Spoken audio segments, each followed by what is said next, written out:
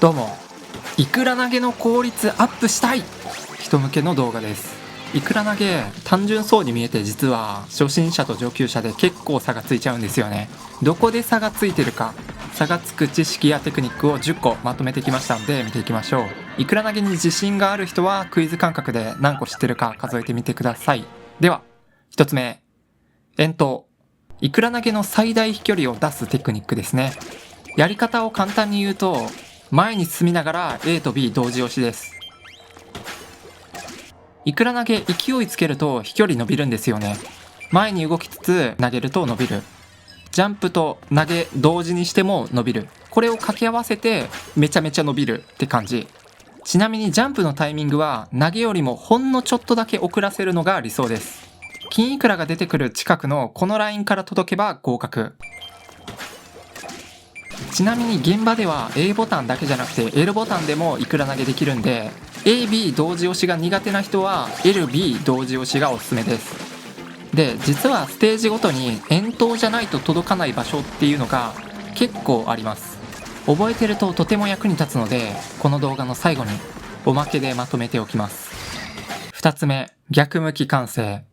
前に移動しながら投げれば飛距離が伸びるのと同じように、後ろに移動しながら投げたら飛距離が短くなります。短くなっていいことっていうのはほとんどないと思うんで、そうならないように気をつけましょう。後ろに移動しながら投げたいときは、投げる瞬間だけ左スティックを前に倒すのがおすすめです。3つ目、投げ直。これくらいの距離感のイクラをひたすら納品進めたいとき、インク満タンから2個投げて1個は直接納品を1セットにして繰り返すと、インク管理がちょうど良くなって効率がいいです。これより近い時は投げと直を交互、遠い時はずっと投げ続けるみたいな感じで、距離によってインクがちょうど良くなるように調整しましょう。4つ目、インク回復にかかる時間。暗記する知識です。イクラ投げ1回にかかるインクは 70% でインクロックはありません。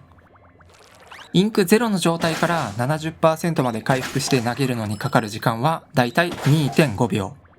インク満タンから1回投げた後、もう1回投げるのにかかる時間はだいたい 1.5 秒。インク満タンから3個イクラ投げするのにかかる時間はだいたい5秒。まあだいぶアバウトな数字なんですが、覚えておくと終盤に何個イクラ投げできるか予測できるので便利です。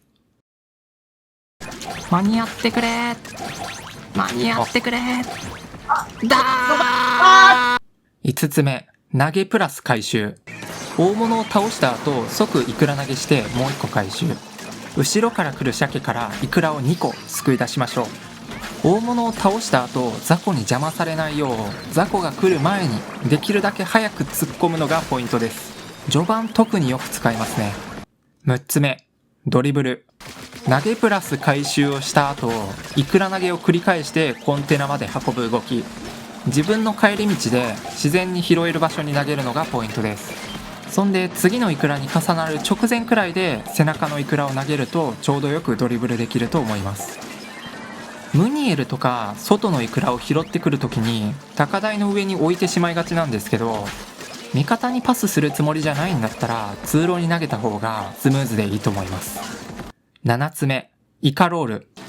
イクラを拾って投げる、拾って投げるを繰り返すときに完成キャンセルよりもイカロールを積極的に使いましょう。なぜなら完成キャンセルは潜伏を一瞬解いてしまう分インク回復が遅くなるからです。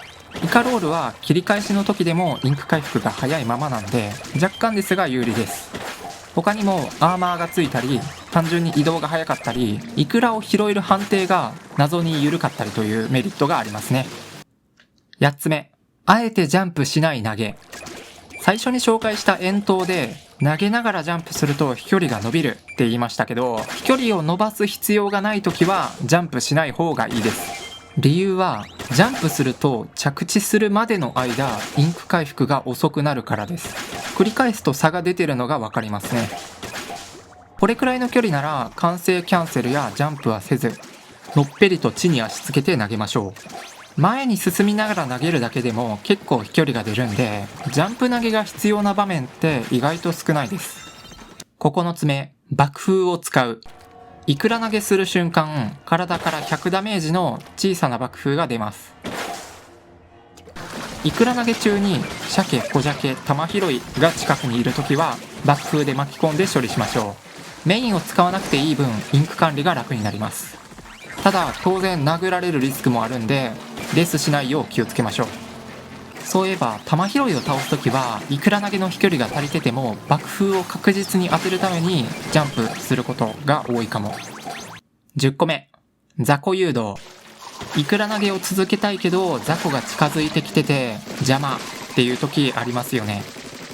こうなる前にイクラに雑魚が重ならないように誘導しましょう。インク回復中にちょっとイクラから外れた場所にいれば雑魚処理しなくてもイクラを拾えることがあります。干潮とか開けたステージで特によく使うかな。以上、イクラ投げの知識テクニック10選でした。これでイクラ投げの効率アップして納品数伸ばせること間違いなし。高評価、チャンネル登録お願いします。ご視聴ありがとうございました。